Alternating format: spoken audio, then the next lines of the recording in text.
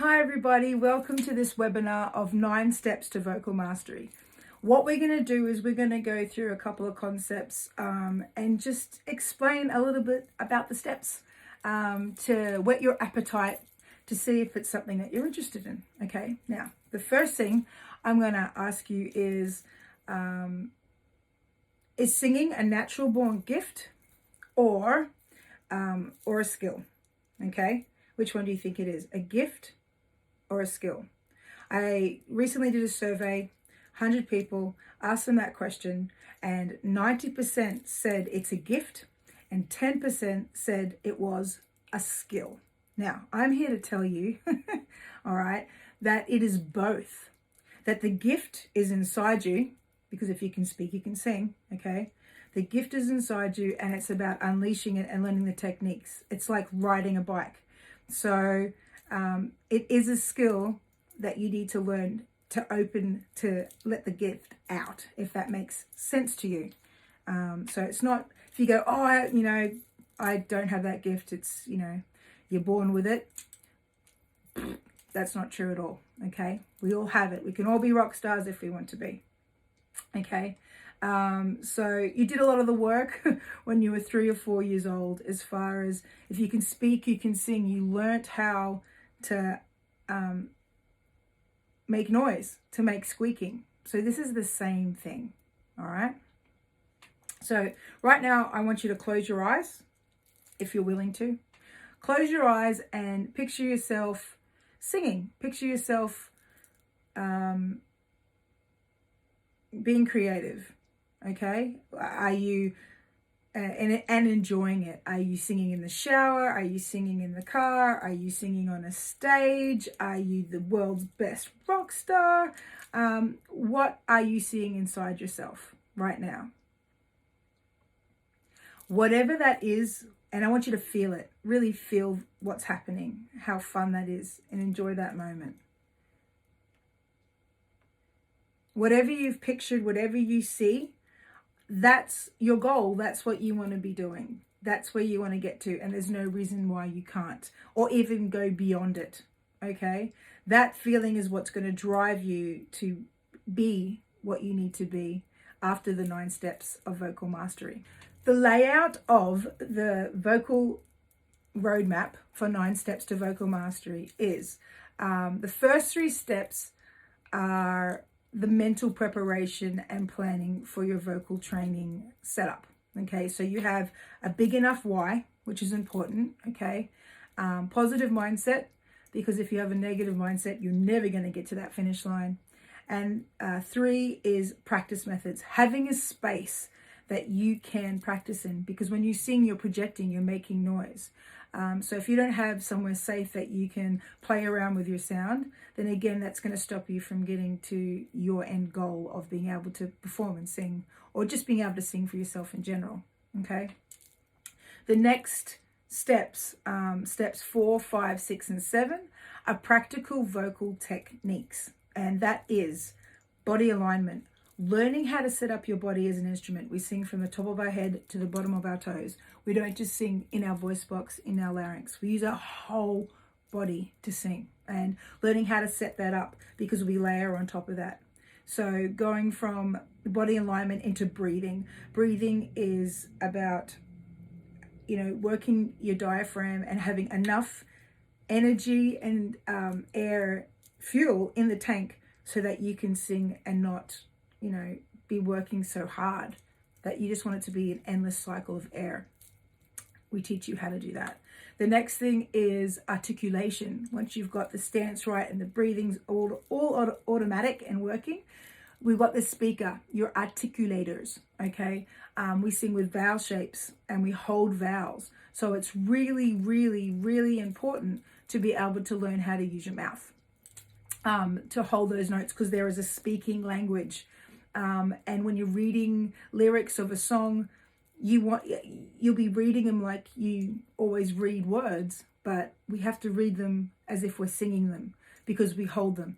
Ain't no sunshine when she's gone. We hold the sound out. We don't go, ain't no sunshine when she's gone. We don't speak it out. Some things we speak out, but a lot of singing is holding a vowel out. And it's knowing which vowel we need to use, because the one that we read in the word might not necessarily be the word, the vowel that we need to sing to hold that word fat. If that makes sense. Yeah? All right. So from breathing, articulation, we have the 5 voices. So once you get all the mechanics done, the cool thing is you start to play in your chambers. So there's 5 voices from your lowest note to your highest note, okay, in your range. Usually when we speak, we're about an octave, 8 notes, and we kind of sit in there and we're comfortable, and everybody's kind of sits in their own little spectrum of where that is. And what you want to do is learn how to tap into all of them so that you can sing anything and you hear it and go, I know what voice that is. All right, which is really important. So the 5 voices are chest voice, speech quality, okay? Then you have your speech quality, low, speech quality high, your big twang belt voice, hey, right? And then you have your falsetto voice. So once you learn and tap into those 5 voices and are smooth with that, you can blend them, and you can literally, the world's your oyster as far as being able to hear a song and to be able to dissect it and say, it's that vowel with that voice. Well, I know how to do that. I know how to set up my voice. I've got enough air, bang. And then it just runs from that as far as it becomes to find its way through. And it's all about repetition and muscle memory.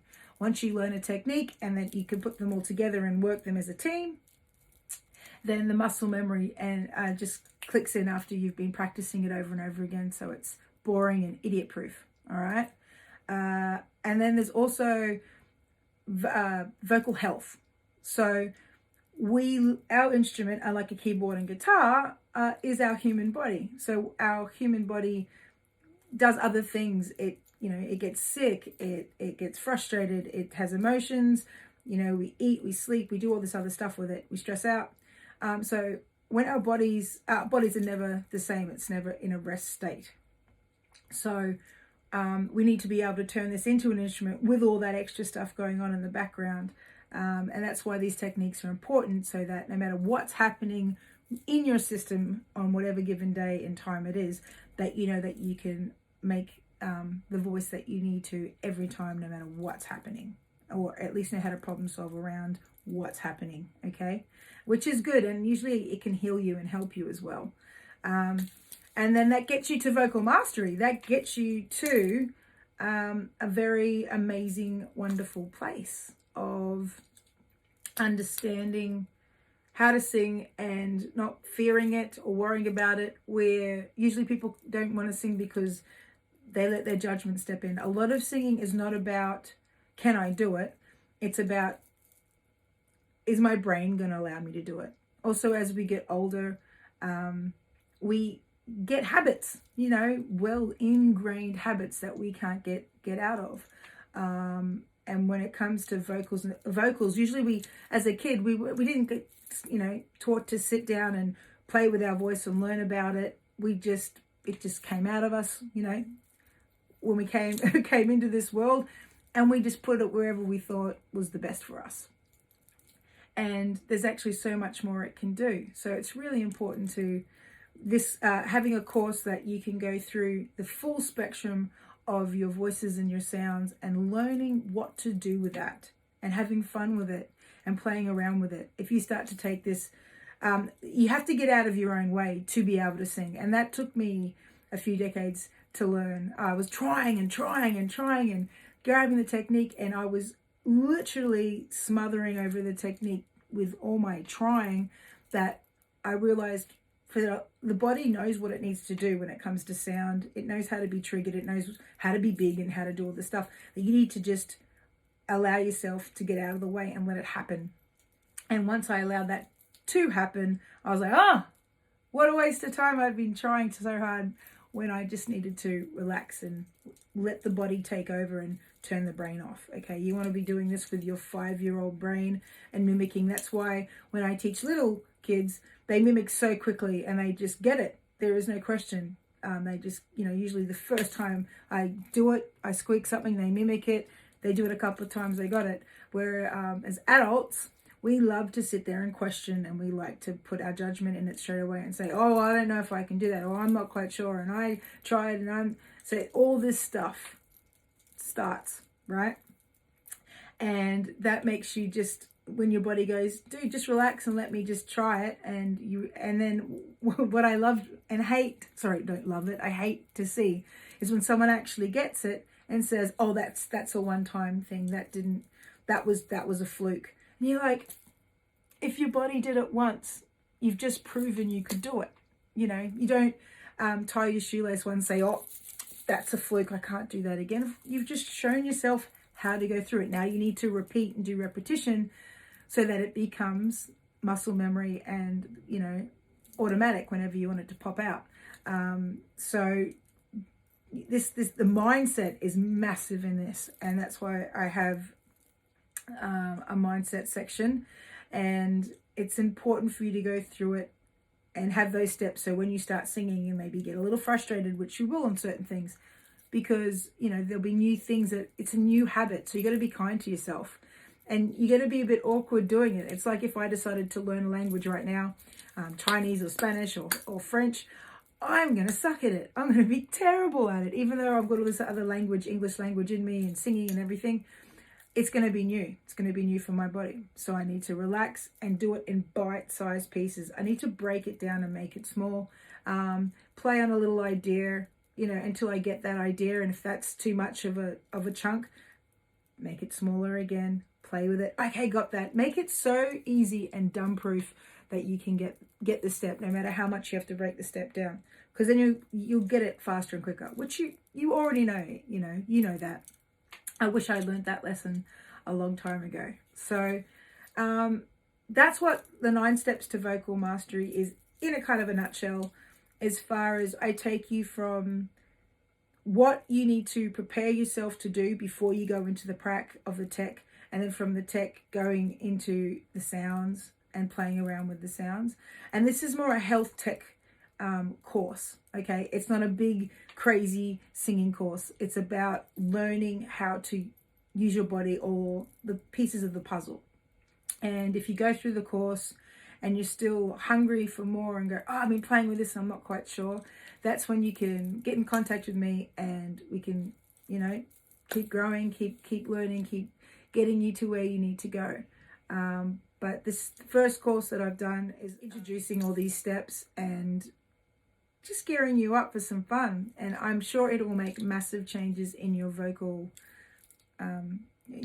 journey. And I'm here. So if you're interested, follow the links to where you can get this course, and let's go have some fun.